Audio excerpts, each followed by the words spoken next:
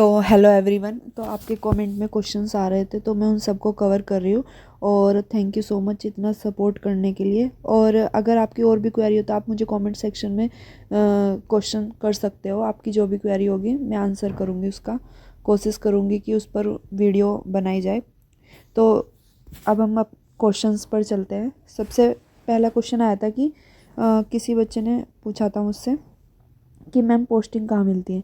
देखिए, इसमें जो पोस्टिंग होती है, तो इसमें क्वेश्चन आया था कि मैम पोस्टिंग कहाँ मिलती है।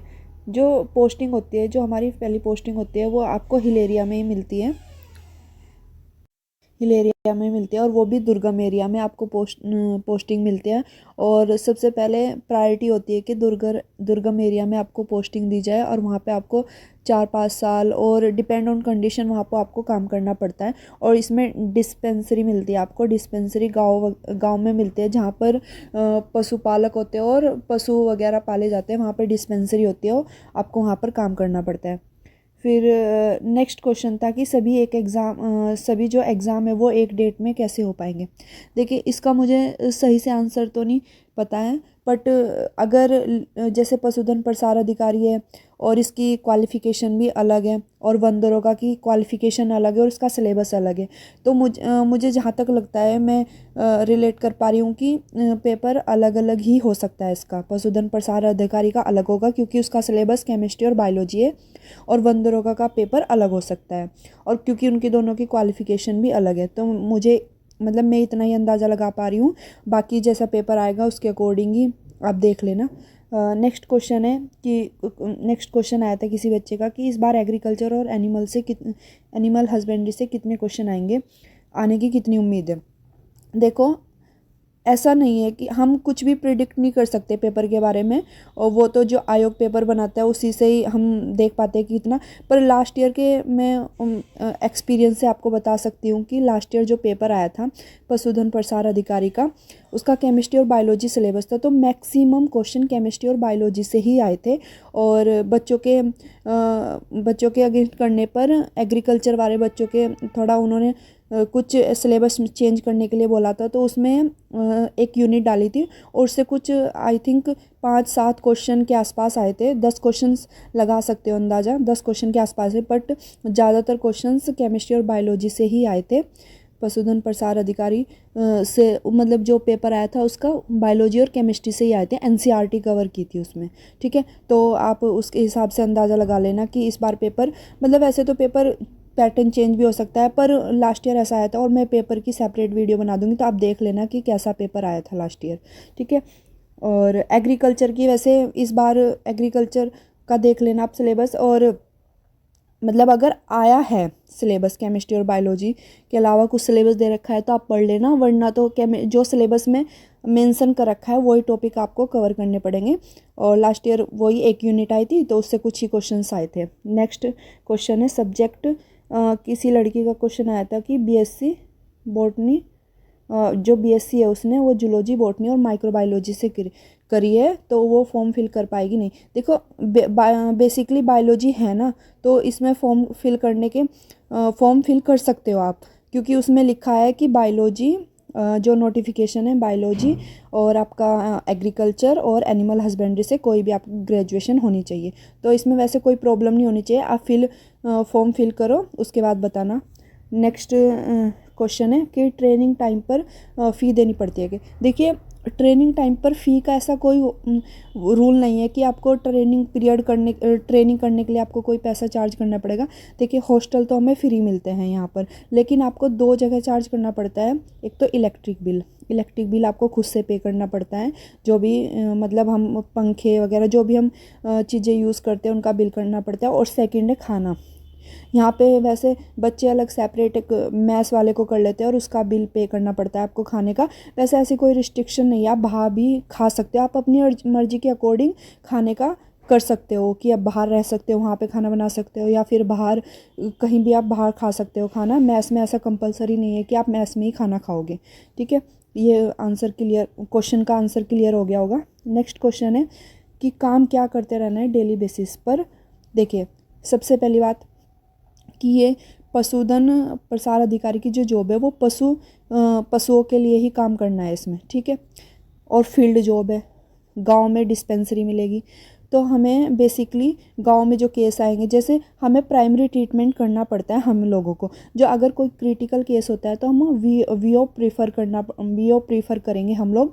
हमें ज़्यादा क्रिटिकल केस को हैंडल नहीं करने की हमें हमारे पास कोई अधिकार नहीं है। अब बेसिक प्राइमरी ट्रीटमेंट हमें करना पड़ेगा जो जो हमारे अंडर आएंगे, ठीक है। और बेसिकली गांव में होगी तो फील्ड में आपको गांव में मतलब घर घर जाना भी पड़ेगा, क्योंकि एनिमल्स आपके पास तो आएंगे नहीं। तो इसलिए गांव में आपकी डिस्पेंसरी आपको मिलेगी, और जो कोई केस आएगा, कोई आपको कॉल आएगा, तो वहाँ पर आपको जाकर हैंडल करना पड़ेगा, ठीक है। नेक्स्ट एक लड़की का क्वेश्चन आया था कि फर्स्ट प्रमोशन में क्षेत्र प्रसार अधिकारी होते हैं और वो गजेटेड ऑफिसर होते हैं क्या। देखो, पहली बात तो यह है कि पशुधन प्रसार अधिकारी एक जॉब लेवल 6 की है जो ग्रुप सी में आती है, और गैजेटेड ऑफिसर जो होते हैं वो लेवल 10 के होते हैं, जैसे वीओ, ठीक है।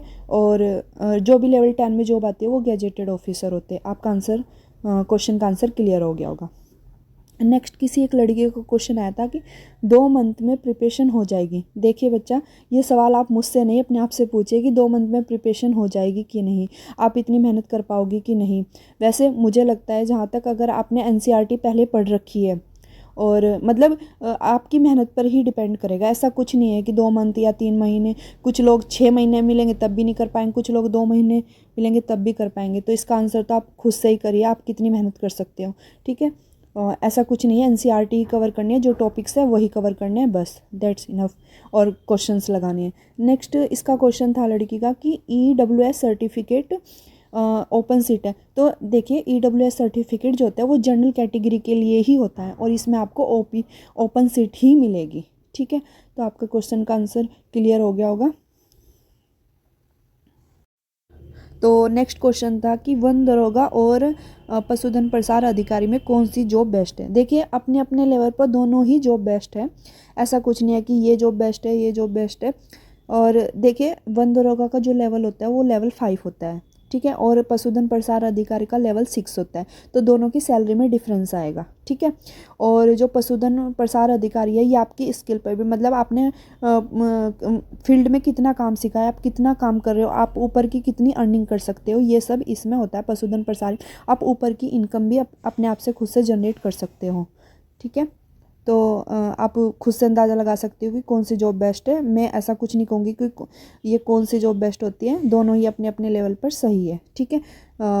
और नेक्स्ट है, जॉब कितने घंटे की होती है। देखिए, बेसिकली वैसे तो गवर्नमेंट जॉब है 10 से 2 बजे तक की होती है।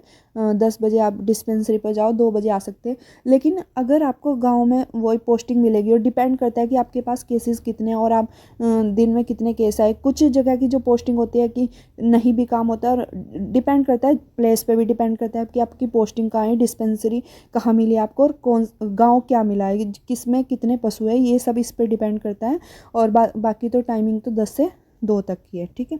नेक्स्ट क्वेश्चन है, किसी लड़की का आया था कि लास्ट टाइम मेरे नंबर 56 नंबर आए थे, तो कुछ बताइए मुझे तैयारी के बारे में। देखिए, अगर आपके 56 नंबर आए थे, आपकी तैयारी काफ़ी अच्छी होगी फिर भी, लेकिन आप कुछ इसमें थोड़ा इम्प्रूवमेंट कर सकते हैं। कुछ बेसिक कंसेप्ट क्लियर होंगे जो आप ध्यान से देखना कि कितने क्वेश्चन आपके गलत हुए हैं, उन सब टॉपिक को फिर से रीड करिएगा और किस तरह के क्वेश्चन पूछे गए हैं।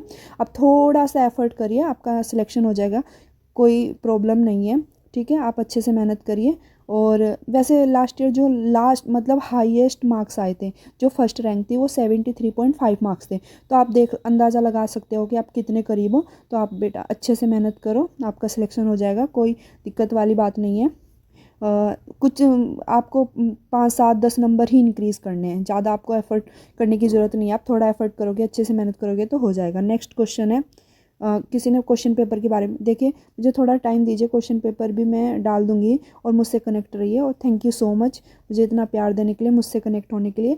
और आप मुझसे इंस्टाग्राम पर भी कनेक्ट हो सकते हैं, मुझे फॉलो कर सकते हैं, और मैं डिस्क्रिप्शन में इंस्टाग्राम की लिंक डाल दूँगी। Thank you so much.